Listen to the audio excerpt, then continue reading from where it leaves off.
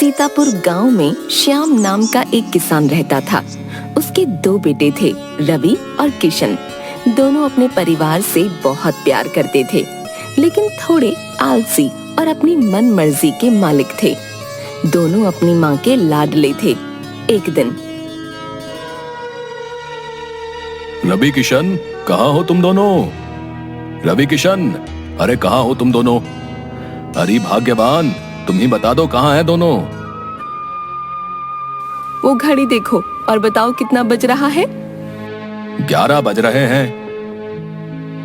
हाँ, तो अभी मेरे दोनों बच्चे सो रहे हैं। अभी 1 घंटे बाद उठेंगे। तुम खुद तो उठती नहीं जल्दी, और ऊपर से उन दोनों को भी वही सिखा रखा है। लेकिन मैं ऐसा नहीं होने दूंगा। अभी देखो मैं इनको कैसे उठाता हूँ। आज इनको नहीं छोड़ूंगा मैं। हाँ,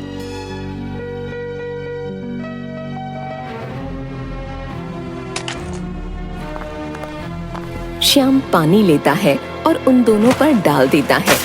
पानी पड़ते ही दोनों चिल्लाने लगते हैं। बारिश, बारिश आ गई, भागो! बारिश नहीं है नालायकों। किशन, माँ से कहो भिखारी को रोटी दे दे। तू ही बोल दे भाई, अभी तो आँख खोलने का मन ही नहीं कर रहा। भिखारी को भी अभी आना था। नालायकों, भिखारी नहीं है, तुम्हारा बाप हूं मैं। ये भिखारी की आवाज हमारे पिताजी की तरह क्यों लग रही है? हाँ, बिल्कुल उन्हीं की तरह ही लग रही है भाई। तभी श्याम पास में पड़ा अपना डंडा उठाता है और उन लोगों की पिटाई शुरू कर देता है। पिताजी, पिताजी, पिताजी, पिताजी! अरे अरे, बस करो। सुबह सुबह मेरे बच्चों को मार रहे हो। तुम्हारे ही लाड़ प्यार ने इन्हें बिगाड़ रखा है। ना घर का काम करते हैं, ना बाहर का काम। बस पूरे दिन खाना और सोना है। पिताजी, हम खेतों का काम करने के लिए नहीं बने। हम तो महामंत्री और मंत्री बनने के लिए पैदा हुए हैं पिताजी। हाँ पिताजी, हमसे ये खेत वेत का काम नहीं होता। हाँ, अब तुम मेरे बच्चों को कुछ नहीं बोलोगे। ठीक है, मैं तुम लोगों से 1 महीने तक कुछ नहीं बोलूंगा। लेकिन अगर 1 महीने बाद भी तुम मंत्री और महामंत्री नहीं बनाए, तो तुम दोनों को खेतों में मेरे साथ काम करना पड़ेगा। ठीक है पिताजी। हाँ पिताजी, ठीक है। चलो अब आप जाओ और हमें सोने दो। है? अभी भी तुम लोगों को सोना है? हाँ पिताजी, अभी तो 12 बजने में पूरे 45 मिनट हैं। और अभी तो आपने कहा कि आप हमें कुछ नहीं बोलोगे। हाँ, चलो जाओ जाओ, सोने दो मेरे बच्चों को। श्याम वहाँ से चला जाता है और वे दोनों दोबारा सो जाते हैं। थोड़ी देर बाद दोनों उठते हैं। उठ गए नवाब साहब? जाओ खाना खिलाओ अपने इन लाडलों को। सब खाना खाने बैठ जाते हैं। खाना खाने के बाद श्याम खेतों पर चला जाता है और किशन, रवि दोनों जंगल की तरफ घूमने के लिए बाहर चले जाते हैं और एक जगह पर बैठ जाते हैं। किशन, हमने पिताजी से कह तो दिया कि हम महामंत्री और मंत्री बनेंगे, लेकिन कैसे? अरे रवि, तू इतना परेशान क्यों हो रहा है? कोई ना कोई तरकीब तो निकालेंगे ही। वे दोनों यही सोचते रहते कि क्या करें। थोड़ी देर बाद, महामंत्री और मंत्री बनने के लिए हमें सबसे पहले महल के अंदर पहुंचना होगा और महाराज को अपने बारे में बताना होगा। तो देर किस बात की है, चलते हैं। दोनों राजा के महल में जाते हैं।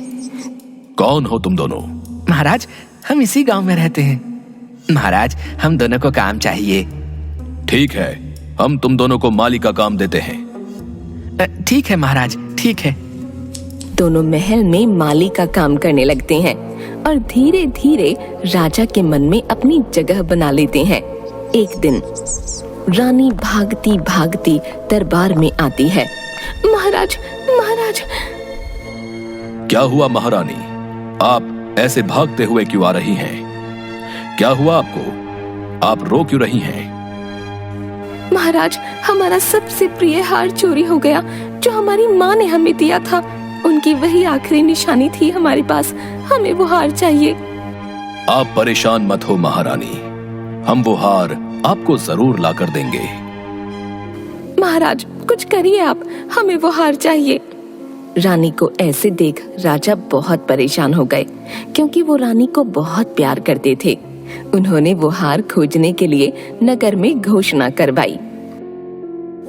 सुनो सुनो सुनो, जो भी महारानी को उनका प्रिय हार ला कर देगा, महाराज उसे मनचाहा इनाम देंगे। सुनो सुनो सुनो। घोषणा को सुनकर सभी लोग रानी का हार खोजने में लग जाते हैं, लेकिन किसी को भी हार नहीं मिलता। कई दिन ऐसे ही गुजर गए और रानी दुखी रहने लगी। रानी की ये हालत देखकर राजा को बहुत बुरा लग रहा था। एक दिन, महाराज महाराज। कहो, क्या कहना है तुम दोनों को? महाराज, हम दोनों भी एक बार महारानी का हार तलाश करना चाहते हैं। नहीं नहीं, अब हमें आस मत दिलाओ। हमें पता है वो हार नहीं मिलेगा। महाराज, हमें एक मौका तो दीजिए। मेरे भाई एक ज्योतिषी हैं और वो इतने दिन से नक्षत्रों की गणना कर रहा था। आज अमावस्या की रात है। वो पूरी रात ध्यान करेगा और विद्या से पता करेगा कि महारानी का हार कहाँ है। अगर ऐसा ही था तो तुमने पहले क्यों नहीं ढूंढा? वो महाराज, हम दोनों चाहते थे कि गांव वालों को भी मौका मिलना चाहिए ना। ठीक है, दिया तुम्हें एक मौका, लेकिन अगर तुम दोनों वो हार नहीं लाए तो तुम दोनों को फांसी की सजा दी जाएगी। महाराज, मेरा भाई इस गांव से दूर पहाड़ी पर अकेला ध्यान करेगा ताकि चांद का प्रभाव कम ना हो, और कल तक आपको वो हार लाकर देंगे। बस आप हमारा वहां रुकने का इंतजाम करवा दीजिए। और हाँ महाराज, वहां कोई ना आए। ठीक है ठीक है। महाराज, मैं उस चोर के बहुत करीब तक पहुंच गया हूँ। हाँ। अच्छा अच्छा, ठीक है। राजा उन दोनों के लिए वहाँ एक तंबू गड़वा देते हैं और वे दोनों वहाँ चले जाते हैं। वहाँ पहुंचकर हमने महाराज को कह तो दिया कि हम हार को वापस ले आएंगे, लेकिन लाएंगे कैसे? तू परेशान मत हो, बस देखता जा और उस चौकी पर बैठ जा। वो बैठ जाता है। तभी वहाँ एक बूढ़ी औरत आती है। बूढ़ी औरत मन में सोचते हुए, मुझे लगता है ये महाराज के सामने मेरा राज बता ही देंगे। मुझे इनसे माफी मांग लेनी चाहिए। ओम चंद्राय नमः, ओम चंद्राय नमः, ओम चंद्राय नमः। बेटा बेटा, मुझे माफ कर दो। मैं रानी की दासी हूँ। मैंने ही उनका हार चुराया है। तुम ये बात राजा को मत बताना। अगर तुमने बताया तो मुझे महल से निकाल दिया जाएगा। ठीक है, नहीं बताऊंगा, लेकिन आगे से कभी भी ऐसा नहीं होना चाहिए। नहीं होगा, नहीं होगा। बस इस बार मुझे बचा लो। अच्छा, ठीक है। अब जल्दी से बताओ वो हार कहाँ है? ये रहा वो हार, ये रहा। बुढ़िया अपनी पोटली से वो हार निकालती है और दे देती है। चलो अब यहाँ से जल्दी जाओ। बुढ़िया वहाँ से चली जाती है। बुढ़िया के जाने के बाद किशन बोलता है, अरे रवि, ये सब कैसे हुआ? मुझे पता था कि हार चोरी हुआ है और चोर अपने आप को बचाने के लिए हमारे पास जरूर आएगा, इसलिए तो मैंने महाराज से ये घोषणा करवाई थी। अच्छा, ये तो बहुत अच्छा हुआ। चोर हमारे जाल में फंस गया। चोर नहीं, चोरनी। अगले दिन राजा उस तंबू के पास आता है। रवि किशन, क्या वो हार मिला? ये लीजिए महाराज, महारानी का हार। ये कैसे मिला? कैसे मिला तुम दोनों को?